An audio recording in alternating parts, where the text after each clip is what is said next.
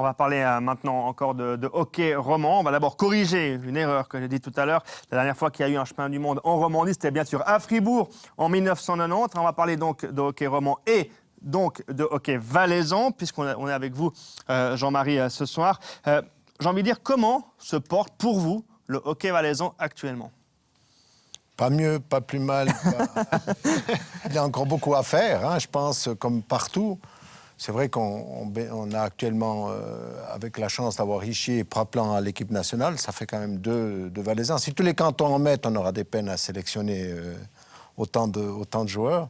Mais il y a encore beaucoup à faire. De structures internes, de patinoires également, qui sont à améliorer, d'infrastructures et autres. Je crois qu'il y a encore beaucoup à faire, comme dans beaucoup d'autres régions peut-être. Mais le Valais, je l'avais dit une fois dans un article, c'est un peu l'Afrique du sport. Hein. On a beaucoup à faire dans le cadre des infrastructures surtout. Et justement, on en parle souvent de ce fameux club Valais pour tout le Valais. Est-ce que le Valais a besoin ou aurait besoin d'un seul club qui puisse justement aller jouer en National League? Moi, je trouve qu'il faut toujours faire attention avec ces grandes centralisations et autres. On a aussi, ces grandes centralisations nous donnent après un manque de force pyramidale. Hein, la base de la pyramide se perd, où les gens disent « ouais, c'est l'autre qui fait », puis pour finir, personne ne le fait. Ce qu'il faudra arriver, c'est qu'il y ait une structure peut-être interne au Valais. C'est difficile de mélanger les bons vins, hein, je dirais ça, vous connaissez le principe. C'est peut-être difficile de mettre tous les clubs autour de la table et de leur dire « maintenant, mais qu'un seul club sous un seul nom ». Il y a un grand club du côté du Bas-Valais qui l'a fait, et je crois qu'ils vont revenir en arrière sur le nom, hein, d'après mes renseignements.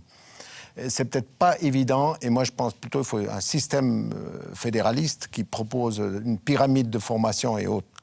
C'est le plus important. Et après, les clubs qui pilotent devant, comme Viège, ça paraît assez logique avec la nouvelle patinoire qu'ils vont toucher cette année. Ça leur donnera la possibilité de maintenir le hockey valaisan à un bon niveau. Mais économiquement et sportivement, on peut avoir un club qui soit à Martigny, un club qui est à Sierre, un club qui est à Viège. Encore une fois, est-ce qu'on a assez de monde sur le plan économique et sur le plan sportif pour pouvoir vraiment être compétitif et un jour rêver d'un club valaisan en National League? Très franchement, moi je pense que économiquement, si on a trois clubs de B, ou enfin de Swiss League, pardon, 3 clubs de Swiss League, on l'a essayé, c'est pas viable. Il y a un club pour finir, qui a lâché, qui a fait faillite. C'est pas le but. C'est pas le but. Le but, c'est quand même qu'on trouve une formule financière qui joue aussi. Après, d'avoir la formation derrière, il y a aussi les jeunes ont aussi beaucoup de possibilités actuellement. Il n'y a pas que le hockey, malheureusement, je dirais, pour nous. Mais il y a aussi l'important, dans le fond, c'est que les jeunes fassent du sport, d'une manière ou d'une autre. Mais je crois que ça ne va pas être simple de mettre tout le monde ensemble sous un seul club.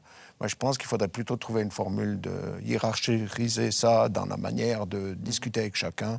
Chacun trouve sa place dans cette pyramide. En tout cas, depuis cette année, si vous n'êtes pas encore au courant, il y aura 2 clubs valaisans en Swiss League, puisque le HC Sierre est monté. Et il y aura également le HC Viège.